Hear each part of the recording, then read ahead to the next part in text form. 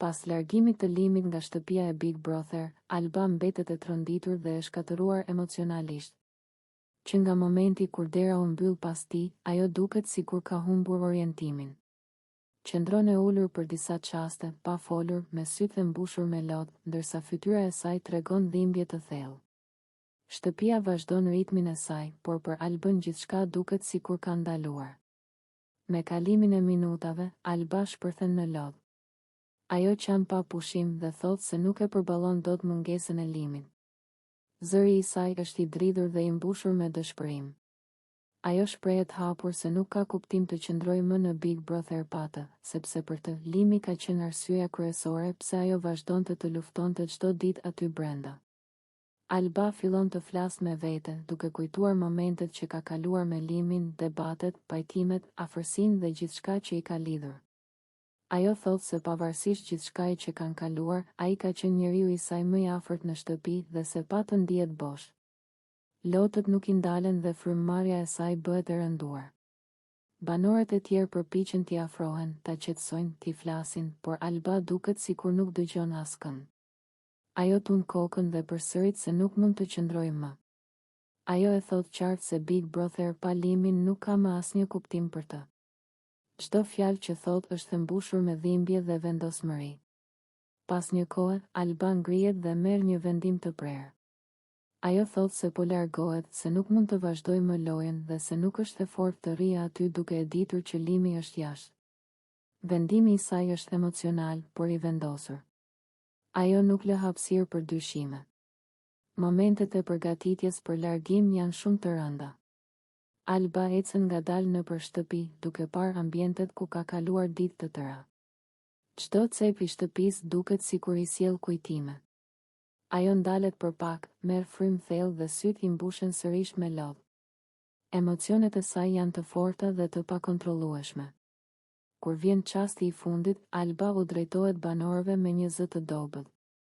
Ajo thot se nuk e bën këtë për lojë, por sepse zemra e saj nuk e mban dot më. Ajo shprehet se nuk mund të rrijë pa Limin dhe se zgjedh të largohet për ta ndjekur atë, sepse ndjenjat e saj janë më të forta se çdo lojë. Teksa Alba largohet nga shtëpia, lotët vazhdojnë t'i rrjedhin. Hapat e saj janë të rëndë dhe të ngadalshëm. Banorët mbeten në heshtje, disa të prekur, disa të habitur nga vendimi i saj. Atmosfera në shtëpi bëhet edhe më e rëndë, sepse largimi i saj vjen menjëherë pas atij të Limit. Dera mbyllet pas Albës dhe shtëpia mbetet më bosh se kurrë. Prania e saj mungon menjëherë dhe gjithçka duket ndryshe. Largimi i Albës nuk është thjesht një dalje nga loja, por një moment i fortë emocional që tregon sa e rëndë mund të jetë kjo eksperiencë për disa banorë. Alba largohet duke thënë se nuk mund të qëndrojë pa Limin në Big Brother dhe se zgjedh zemrën e saj mbi gjithçka tjetër. Ky moment mbetet një nga largimet më të ndjera, ku emocionet marrin përparësi dhe loja ndalet përballë ndjenjave njerëzore. Limi merr vendimin më të vështirë që nga momenti kur hyri në shtëpinë e Big Brother. Prej orësh, ai duket i shpërqendruar, i mbyllur në vetvete dhe larg energjisë që kishte më parë. Debatet, presioni, situatat e përsëritura dhe tensioni i vazhdueshëm duket se kanë lënë gjurmë të forta tek ai. Limi rri i ulur, me shikimin poshtë, pa folur shumë, sikur mendimet e tij janë diku tjetër. Me kalimin e kohës, bëhet e qartë se ai nuk ndihet më mirë në atë ambient. Ai shprehet hapur se nuk mund të vazhdojë më, se nuk është për Big Brother dhe se ky presion nuk është për të. Fjalët e tij janë të thjeshta, por të rënda. Thot se nuk e gjen më veten aty dhe se çdo ditë po i bëhet më e vështirë të qëndrojë. Vendimi i tij vjen pas shumë dilema dhe luftë të brendshme. Momentin kur Limi e bën të ditur largimin, Alba mbetet e shtangur. Ajo nuk e pret këtë vendim dhe fillimisht mendon se është thjesht një moment nervozizmi. Por kur e kupton se Limi është serioz, emocionet e saj shpërthejnë.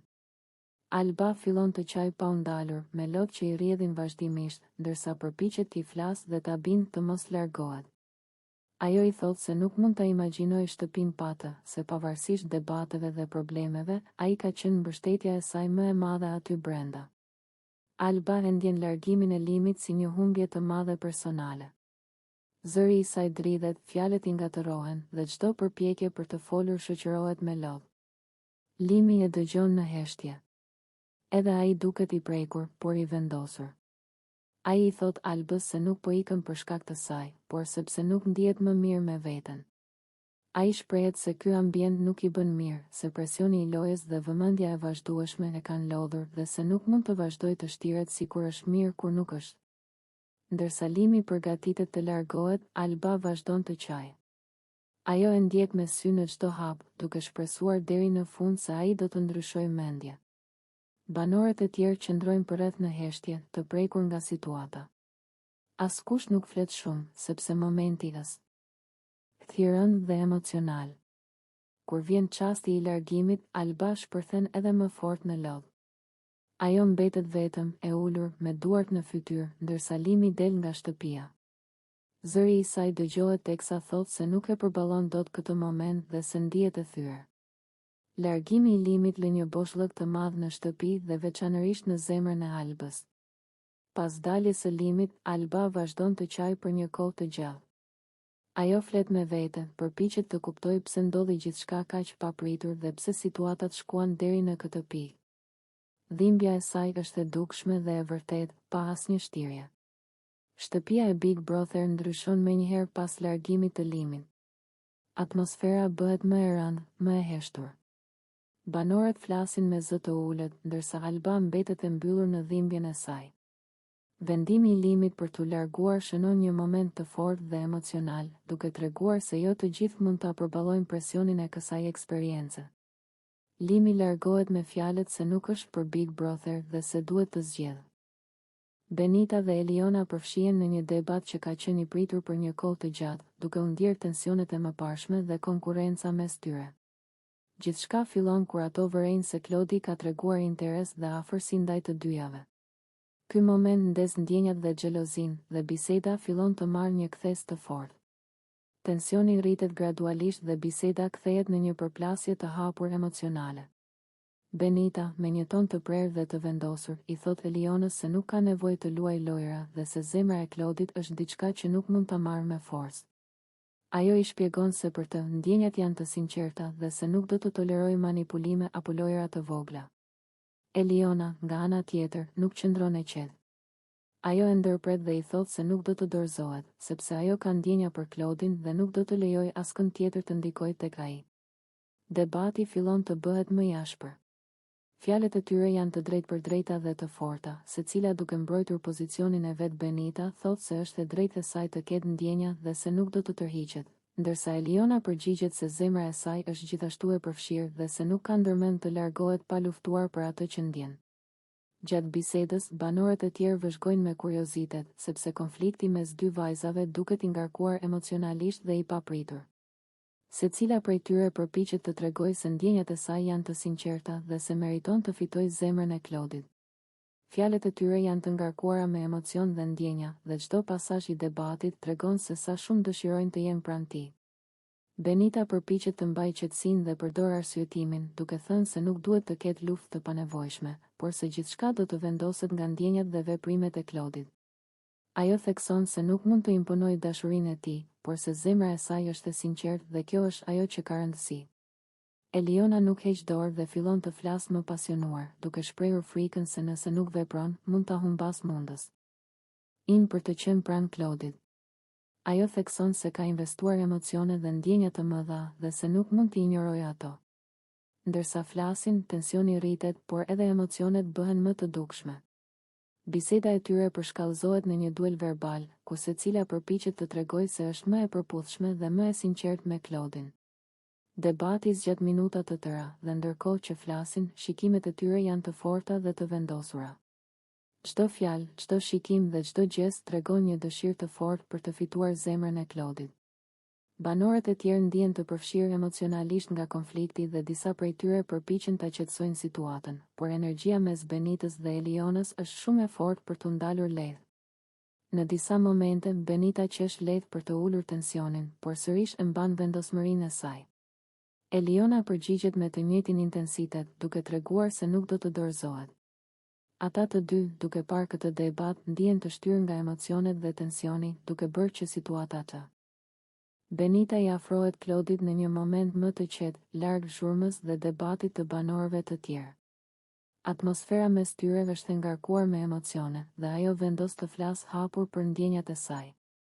Me një ton të qetë, por të vendosur, Benita fillon të tregojë se sa shumë ka menduar për të dhe për lidhjen e tyre, duke shprehur një dëshirë që e kishte mbajtur për vete për një kohë.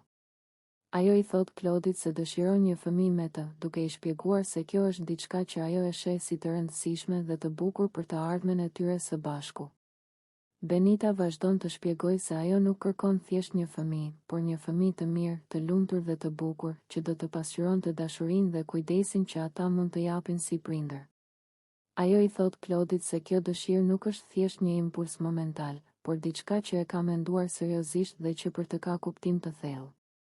Përmes fjalëve të saj, duket e qartë se Benita po përpiqet të tregojë se ndjenjat e saj janë të vërteta dhe të sinqerta, dhe se ajo ka shpresë që Klodi do ta kuptojë rëndësinë e këtij mesazhi.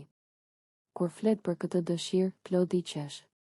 Qeshja e tij nuk është e ftohtë apo përbuzëse, por duket si një reagim i lehtë, i habitur nga sinqeriteti dhe hapësira që Benita ka zgjedhur për ta shprehur.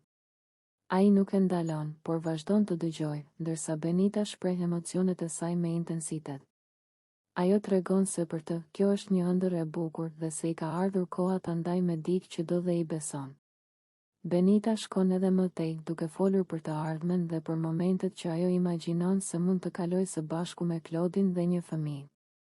Ajo përmend se dëshiron një familje të vogël, të ngrohtë, ku ka respekt, dashuri dhe përkujdesje. Ajo thot se kjo nuk është një kërkesë për tani, por një vizion që e ka në zemër dhe që për të ka një rëndësi të madhe. Ndërsa Benita vazhdon, Klodi duket se është i përqendruar dhe i habitur nga sinqeriteti i saj.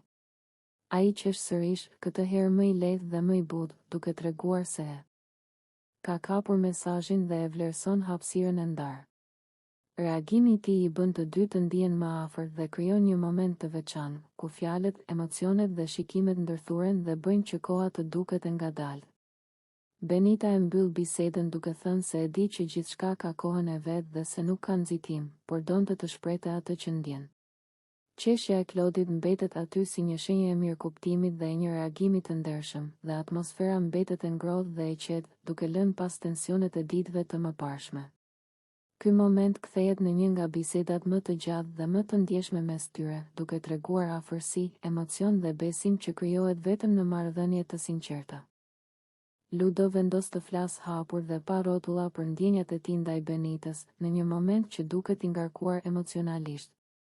Ai e thërret Benitën për një bisedë më të qetë, larg zhurmës së të tjerëve, dhe fillon t'i shpjegojë se prej ditësh